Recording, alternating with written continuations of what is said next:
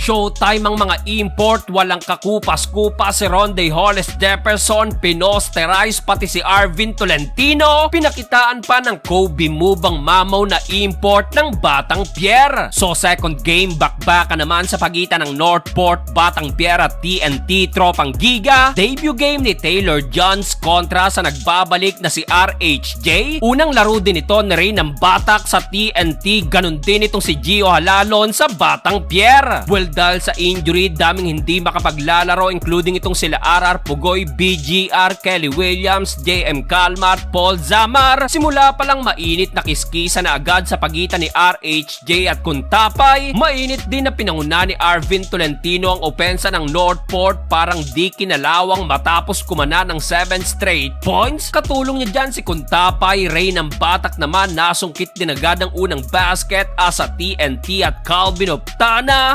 Easy, heto't pasok ang unang 4 points beyond the arc. RHJ nagparamdam din agad sa kanyang back-to-back basket. Well, dikit lang ang laban, nagbabalik na si Ping Eximeniano, pasok ang wing 3-pointer na agad sinagot ng pinakamatapang na player na si Evan Nelly, wing 3-pointer. Halos mapiko naman si Jason Castro sa ginawa na to ni John Amores, pati muka kasama sa kanyang hard foul. Natapos ang opening frame, abante lang ng isang Northport 23-22. Second quarter nang ipinasok na si Gio Halalon, mintis nga lang ang kanyang unang attempt. Sa kabila naman napa-take over na si RHJ including itong kauna-unahang foul sa 4-point lane. Lahat yan na-convert ni Ronde at dito finally nagparamdam na rin si Taylor Johns follow-up slam dunk. Under 7-minute mark, Gio Halalon first basket, pasok ang lefty layup. Brian Heruela naman off the bench, mainit na nagpakawala ng back-to-back 3-point shot. Halos palitan lang ng basket. Calvin Optana again another 4 points bucket. Ronde Hollis Jefferson lumipad na rin, pinosterize pa itong si Arvin Tolentino. Natapos ang first half, tangan na ng TNT ang 2-point lead, 50-48. Start of the third quarter, agad na napatawag ng timeout ang Northport dahil sa 8-2 run ng TNT. Pero right away, binasag yan ng corner 3-pointer ni Arvin Tolentino. Katulong pa rin ni Arvin dyan si Taylor Johns na so far meron ng 19 points. Gio Halalon, di tulad sa Magnolia, more on facilitator lang siya rito sa Batang Pierre. Down the stretch, nang muling mapa-take over si Ronde Hollis Jefferson na so far meron na ring 24 points. Pinakitaan ni RHJ ang import ng Northport ng Kobe move turnaround jumper. Dahil dyan natapos ang third period, abante sa 7 points ang kalamangan ng TNT, 69-76. Fourth and final quarter, heto't bakbaka ng dalawang import. Parehong mamaw, i-score si Taylor Johns pero sasagutin din agad dyan ni RHJ another slam dunk. Matapos yan, burado rin yan ng monster dunk ni Taylor Johns pero still may pansagot pa rin si RHJ. Under 4-minute mark, dito na nagbunga ang sipag ni Johns at Tolentino at naitabla na nila ang talaan sa All-85. Yun nga lang at kumana ng pamatay sunog, back-to-back 3-pointer ang TNT courtesy of Castro at Calvin Optana. Well, nakasagot pa ng 4-point shot si Arvin Tolentino pero sa huli, panalo pa rin ng TNT.